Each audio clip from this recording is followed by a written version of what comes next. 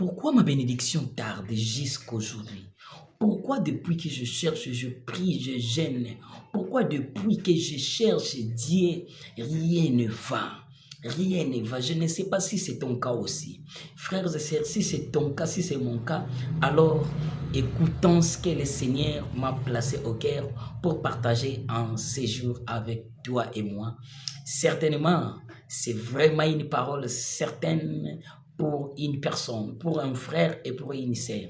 J'aimerais partager en quelques minutes cette vérité. Pourquoi ça tarde? Pourquoi ma bénédiction prend du temps? Pourquoi mon succès prend du temps? Pourquoi mon élévation tarde jusqu'aujourd'hui depuis qu'on m'a promis, depuis que on prophétise sur moi, mais je ne vis pas ce qu'on prophétise? Alors, écoute ça. Tu seras béni, toi et ta famille. Partage-la, abonne-toi à la chaîne, aime la vidéo pour que beaucoup de personnes puissent encore la voir. Que Dieu vous bénisse. Alors, la première des choses à savoir, bien aimé dans le Seigneur, une bénédiction ne tarde pas, un exaucement ne tarde pas parce qu'il doit tarder. Écoutez, il ne faut pas croire que ta bénédiction, ta promesse ou ton élévation doit tarder parce qu'elle doit tarder. Non. Si une bénédiction tarde, c'est certainement pour une raison. Alors la première des choses, c'est que tu dois enlever. Il y a un jargon chrétien qui est toujours prononcé par les chrétiens. Bien aimé, j'aime plus ces mots. Le mot qui dit Dieu connaît, Dieu va faire, Dieu te contrôle. Bien aimé, des fois c'est bon, mais ce n'est pas un mot qui est béni. C'est un mot qui donne de la faiblesse. Ça fait que tu ne pousses pas chercher. Toi, tu crois que tu attends Dieu. Bien aimé, lorsque tu attends Dieu, Dieu t'attend aussi. Et j'ai compris dans le domaine des bénédictions, c'est que c'est nous qui sommes de fois en retard. Dieu est toujours là. Dieu presque fait sa part le premier. Dieu fait presque tout ce qu'il lui faut le premier. Mais c'est nous qui tardons et nous on dit à Dieu, on attend, Dieu va faire, j'attends le temps de Dieu. Est-ce que c'est réellement tu attends le temps de Dieu? Alors aujourd'hui nous allons découvrir trois principales raisons qui font que ta bénédiction tarde.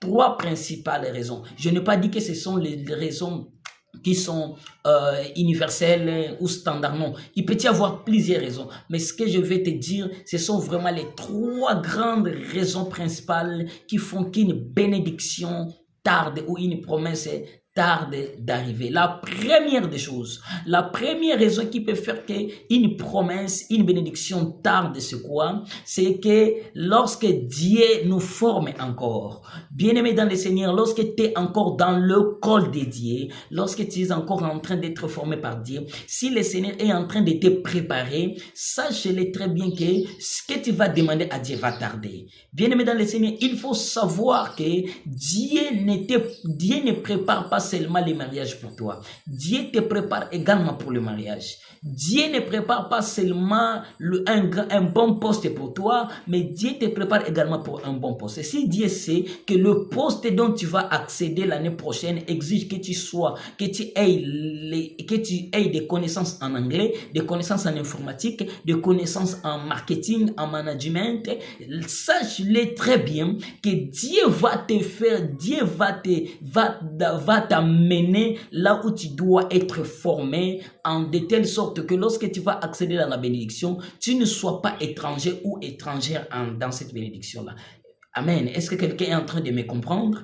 Donc, sache-le très bien que si ça tarde, c'est que Dieu te forme encore. Vous allez constater ça dans Genèse, chapitre 15, le verset 13.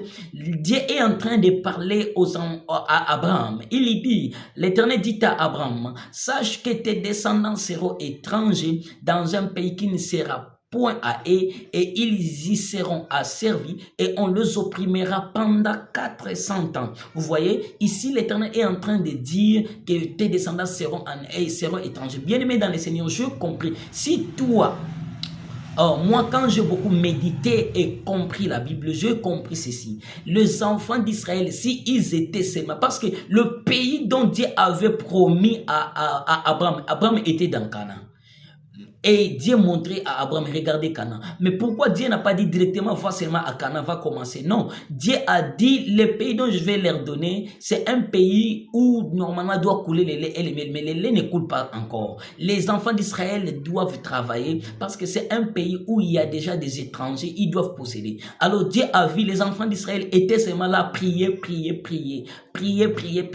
Là, ils faisaient seulement là, ils étaient là seulement, vous voyez qu'Abraham était là seulement comme berger, travail au champ, et il n'était pas fort dans l'armée. C'est pourquoi Dieu a vu, il n'était non seulement pas fort dans l'armée, mais il n'était pas aussi fort dans l'architecture, il n'était pas aussi fort dans la construction, il n'était pas aussi fort dans bien d'autres domaines. C'est pourquoi vous allez voir, comme Dieu avait le projet, qu'on devrait construire l'arche pour lui, on devrait construire l'église pour lui, il a dit, les Israélites ne savent pas construire. Les Israélites ne sont pas forts dans la bataille. Les Israélites ne sont pas forts parce que quand Dieu te donne la bénédiction, sache que Dieu va te responsabiliser comme responsable de la sécurité de cette bénédiction. Alors Dieu savait, quand je donnerai ces pays aux enfants d'Israël, ils ne sont pas forts dans la bataille. Qu'est-ce qu'ils vont faire? C'est pourquoi Dieu a dit que je dois les amener d'abord en Égypte où ils doivent aller apprendre la construction, la science, la technologie, beaucoup de choses, l'armée. C'est pourquoi vous allez voir que les enfants d'Israël sont sortis, ils étaient fainéants, mais ils sont sortis, ils construisaient.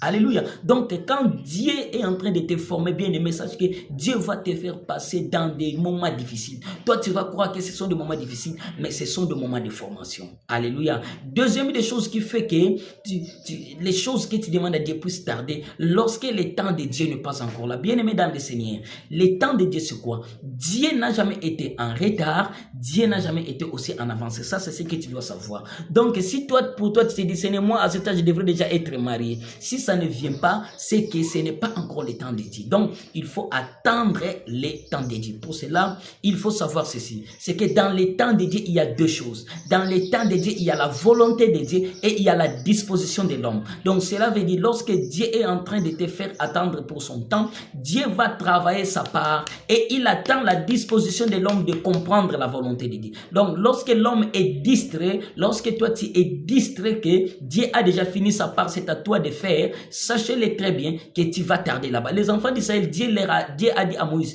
va dire qu'ils sortent. Cela veut dire, quel que soit les, s'ils ne sortent pas, ils resteront là-bas. Alléluia. Donc vous devrez comprendre ça. Nous devons comprendre ça que dans les temps de Dieu, il y a la volonté de Dieu et la disposition de l'homme. Donc si Dieu fait, toi tu dois te disposer. Alléluia.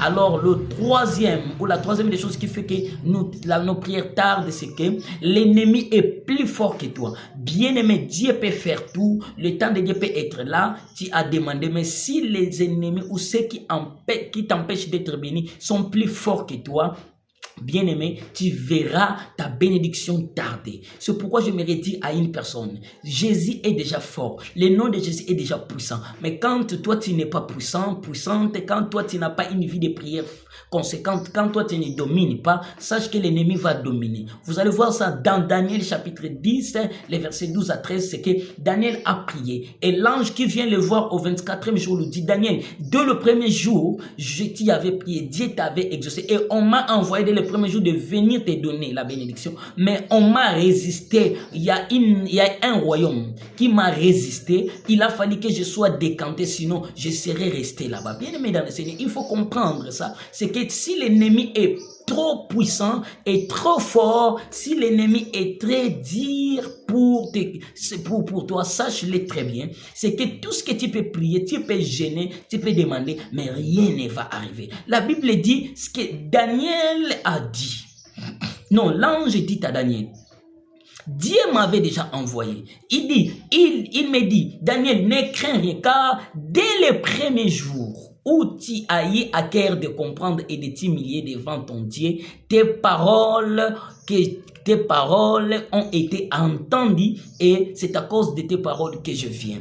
Et les chefs du royaume de Perse m'a résisté 21 jours, mais voici, cela veut dire 21 jours, l'ange qu'on a envoyé par Dieu est libéré. Bien aimé, vous savez, quand l'ange est bloqué, qu'est-ce qui libère l'ange? Ce n'est pas la force qui viendra de Dieu. Ce qui libère l'ange, c'est ta consistance dans la prière. C'est pourquoi j'aimerais dire à une personne, il faut lutter dans la prière. Alors, que faire quand rien ne marche?